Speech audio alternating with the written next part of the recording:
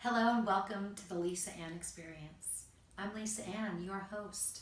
A new podcast for everybody to download, subscribe, like, listen to, breeze through, fast forward, whatever your pleasure. What I can tell you is I wanted to make the first of the Lisa Ann Experience a solo. Just me and you. I just wanted to break you in solo and kind of let you know what to expect, what you have to look forward to on your weekly experience. The one thing I can promise you is that I will be talking very little sports. I know that's going to shock so many of you, but what I've realized is I went from everyone knowing me some way for so long, and I brought myself into this new world that I'm really enjoying, but I don't want to exclude anyone who may or may not be into sports or play fantasy sports. So this is going to be our place. So when you're, thinking about the questions that maybe you saw, I did a post on my Instagram asking you to submit questions to asklisaann@gmail.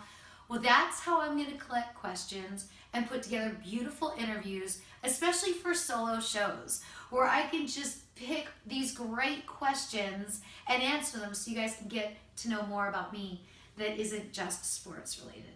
Another thing you can expect from the show is I will be bringing on guests, all kinds of guests, but most importantly, I'd like to bring on some sexy guests.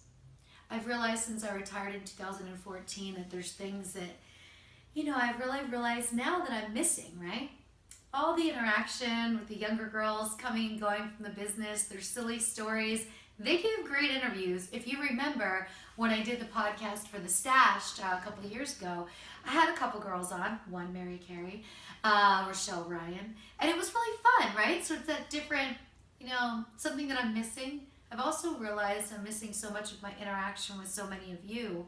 And if you've noticed by following me on Twitter, Facebook, wherever, you've noticed I started to travel a bit and go to some trade shows. So 2017 was the first year since the 2014 December when I retired that I decided, let's see what this is like. Let's see how I feel now as who I am now, getting back out there and interacting with who I was then. Because really, I'm the same. It's the same experience with me. It's just I've learned so much stepping away about perception and realized so many of the things that probably hindered me or were heavy on me was the concern of other people's perception. And now that I'm living a much more routine life and I'm in bed by 10 o'clock and I'm just like you, I have to actually plan to organize sex now. It's not like work. It's not like when I knew I was shooting on Tuesday, 10 o'clock, and I was going to see one of my favorite guys and have sex. No. Now I'm like you. I have to plan it. Sometimes you plan it in advance, and then the day that you planned it for, you had a bad day that day at work, or you're just exhausted, or traffic was a mess, you're just not feeling it, but you got to stick through it because you know you want to get some of that. So that's another thing I'm going to share with you. What's my life like now? Something I don't think you really know from Twitter, a lot of things I don't talk about. I get in a lot of secret days with friends that you know nothing about because I don't post. I just take those as my days. I also take almost a full day a week off from my phone. That's something you didn't know. Check my emails in the morning. I send a couple texts to my important people saying it's going to be a no phone day. And it's normally when I'm spending time with my friends because I just want to be present in that moment. So we'll talk about things about me you may or may not know. So again, you're going to get a chance to interview me by sending questions to asklisaann@gmail. So let's see what else I want to talk to you guys about. This podcast is going to allow me to really branch out, to really tell stories. I went from telling stories and being on set to now doing sports radio where I don't get to tell my stories. And the only time I get to tell my stories is when I'm with my friends, and they're always like, dude, you need to start a podcast and tell stories. Stories from the road, stories from on set, things that I can now look back on and go, so that was pretty dynamic. And when we get back that term perception that I brought up earlier, I realize now that now my perception of what I've already done is like, whew, hey now, you did that. All right, that was quite adventurous, but you know what? At the beginning, I had this plan that it was going to be like this in the end. And in between, everybody gave me so much doubt. And I also felt the world's kind of weird sexual hangups, because it's really not about me. Everything that I did on film was your choice to watch. So when I see you somewhere and you project some weirdness onto me, I have to now realize that's all on you. I did everything I wanted to do, and hopefully you enjoyed it. And hopefully you have no hangups about enjoying it, because that's what porn is there for. Keep in mind, I do have a theory that the sexiest thing a woman can have is her secrets, especially her sexual secrets. I'm a big sexual secret keeper. That's not going to change, but I am going to tell you some of my stories. You're going to hear what it's like when I date. Yep, I date. It's not easy, but it's always interesting. And my friends kind of want me to keep doing it because it's just so great when we catch up for dinner. And I have all of these great stories about some of the most unusual dating situations that happen. I'm going to share some of those with you. I think you'll like it. I have a lot of great stories from the road that are secrets that I'll share with you as well. These will all be inspired by guests too, because if I know in advance that I'm having a guest, I'm going to bring that guest up to you guys so that we can, maybe you guys can email in some questions and ask that particular guest some questions. Mixing it up with some comedians, maybe an athlete here or two, a lot of girls from the business, maybe some guys from the business. I know I want to bring on Holly Randall because I was her first guest on her podcast, and we're super tight, and her and I have kind of a secret project going on right now that you can't find out about. I'd also like to bring in some social media interaction because that'll help me spout out some stuff.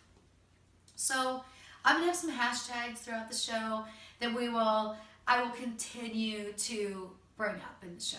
And we'll make those carry over into social media. And then if you can exchange with me, like, what goes down in the DM? No, I'm not going to shame people.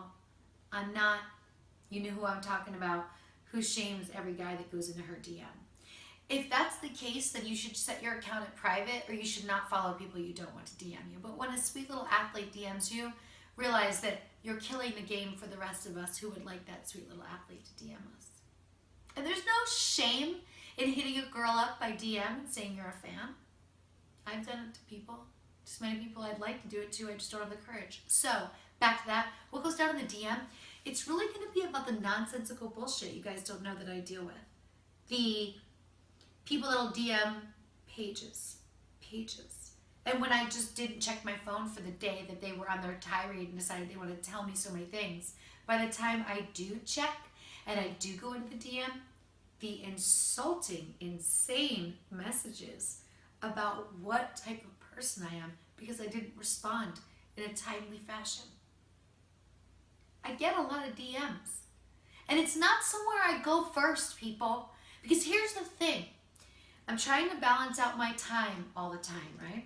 So I want to go public first. I want to go to my timeline first and talk to everybody. Doesn't that like the common sense thing to do rather than going one-on-one and talking with somebody in direct message?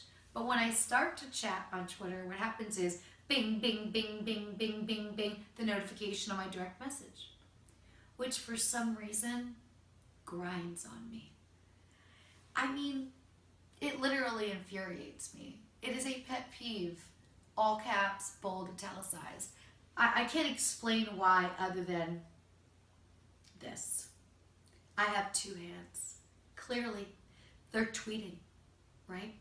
So if I want to tweet to everybody, respond to people, and interact, what are my two hands going to just go into the DM for this one person who thinks they're more important than the almost million people I have on my timeline that I'd like to spout out the mouth with and just chat with? You will not believe. And then I also decided I was going to start running some statistics. That's how I'm going to filter out my missing link for sports. I'll still be able to do some statistics. I'm going to do a graph weekly and let you know what kind of stuff goes down in my DM. Hashtag what goes down in the DM. It's not pretty. So the fact that it's not pretty is another reason why I'm afraid to go in there. You can understand this, right? When I say not pretty, you know I get a lot of cock shots. You know this. There's no doubt you know this. Did you know I get masturbation videos? Yeah. And did you know that there's times that I try to find the way to block the person so they can never DM me again? And guess what? They just set up another account and they DM you anyway. So, for the sake of just shedding some light on an unusual topic, I think weekly statistics are in order. I think you guys would find it pretty humorous. So there's that. Instagram, I really don't check the DMs at all. I got so turned off by Twitter. Facebook, I don't check any private messages. I also think that the Lisa Ann Experience is the perfect place for a little sexual conversation. Now, how can I say this clearly that you out there hear me and understand me? When I'm talking about sexual conversation, sexual topics, sexual things, don't make me be mean. It's not about me having sex with you, so don't ask. Don't offer me money. Don't do any of the things that you know grind on me. So this is going to be our place. Lots of different things, fun stories, little adventures. I can recap my trips with you when I take these trips and I post on my blog. If you're not checking it out, it's thereallisaann.com.